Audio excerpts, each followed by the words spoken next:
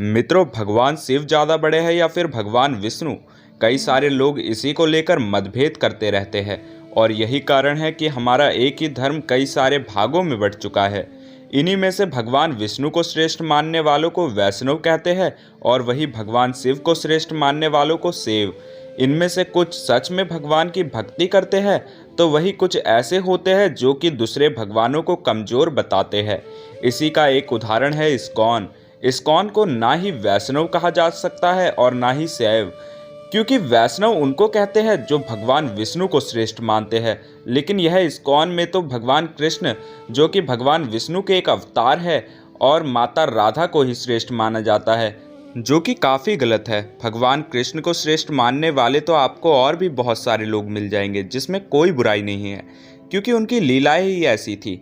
लेकिन माता राधा को यह काफ़ी ज़्यादा बड़ा चढ़ा कर दिखाते हैं, क्योंकि अगर हम महाभारत की बात करें तो वहाँ माता राधा का कोई जिक्र नहीं है। हालांकि पुराणों में कई जगह माता राधा के बारे में कहा गया है और इनके फैलाई गई झूठी कहानियों को आजकल को टीवी सीरियल्स काफ़ी ज़्यादा बढ़ावा दे रहे हैं। यानी जो भगवान कृष्ण योगेश्वर कहे जाते हैं, जो 11 वर्ष की उम्र में वृंदावन को छोड़कर द्वारका के लिए चले गए थे, वह इनके टीवी सीरियल के अनुसार 19 से 20 वर्ष की उम्र में गोपियों के साथ खेल रहे हैं। आप समझ सकते हैं कि यह लोग टीआरपी के लिए कुछ भी करने को तैयार है। पक्का इन्होंने भगवान कृष्ण के बारे में इतना ही ज्ञान लिया होगा जितना कि इस्कॉन को भगवान शिव के बारे में है।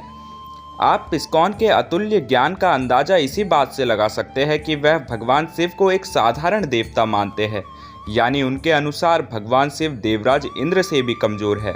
तो अब इसके बाद मुझे इनके बारे में अधिक बताने की आवश्यकता नहीं है, पर यह बात सिर्फ इनकी नहीं है। कई सारे वैष्णव भगवान शिव को कमज़ोर बताते हैं तो कई सारे शैव भगवान विष्णु को। लेकिन इन दोनों में श्रेष्ठ कौन? इसका जवाब हमें महाभारत के अनुशासन पर्व के अध्याय 141 में मिलता है, जहां भगवान शिव स्वयं कहते हैं कि वह और भगवान विष्णु एक ही परम तत्व के हिस्से हैं, जहां भगवान विष्णु उनका सौम्य रूप है और वही भगवान शिव तेजस रूप है। और यही कारण है कि भगवान विष्णु का रूप इतना शीतल और वही भगवान शिव का रौद्र है। इसका अर्थ यह है कि दोनों एक ही है, दोनों एक ही परम ब्रह्मा के दो रूप है, दोनों एक इंसान के दो भुजाओं की तरह है, लेकिन बराबर का बल है। इनकी तुलना करना वैसा ही है जैसे अपने ही दो भुजाओं की तुलना करना। इसका सीधा सा अर्थ यह है कि इनकी तुलना करने वालों से ज़्यादा बड़ा मूर्ख इस दुनिया में कोई नहीं है। तो आप भी इसकी तुलना करने में अपना समय व्यर्थ ना करें। अगर आपको अभी भी इसकी तुलना करनी है तो मैं आपको एक उदाहरण से समझाता हूँ कि अगर आप 1 किलो सोने को पिघलाकर चाहे आप कंगन बनाए या फिर भुजबंद, लेकिन अगर दोनों बराबर सोने के बने हैं तो उनका मूल भाव भी बराबर या आसपास ही होगा। वैसे ही भगवान शिव और विष्णु एक ही परम ब्रह्मा के दो रूप है जो कि एकदम बराबर है। आपको अगर हमारी आज की यह वीडियो पसंद आए तो वीडियो को लाइक और चैनल को सब्सक्राइब जरूर करें। धन्यवाद।